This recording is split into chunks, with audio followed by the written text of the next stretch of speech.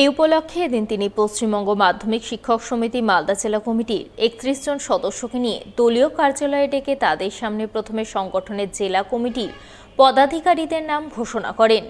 এরপর তাদের সকলকে এক হয়ে দলের কাজ করার বার্তা দেন তিনি। এদিনের এই কর্মসূচি রূপায়ণে জেলা তৃণমূল সভাপতি আব্দুল রহিম বক্সি ছাড়াও উপস্থিত ছিলেন আইএনটিটিইউসির রাজ্য নেতা শুভদীপ সান্যাল, পশ্চিমবঙ্গ তৃণমূল মাধ্যমিক শিক্ষক সমিতির মালদা জেলা সভাপতি উত্তীয় পাণ্ডে সহ অন্যান্যরা। নামের তালিকা যারা যারা ছিলেন তাদেরকে আমরা জেলা পার্টি অফিসে তাদের সংগঠনের যে সভাপতি উত্তীয় পাণ্ডে তিনি সবাইকে ডেকেছেন।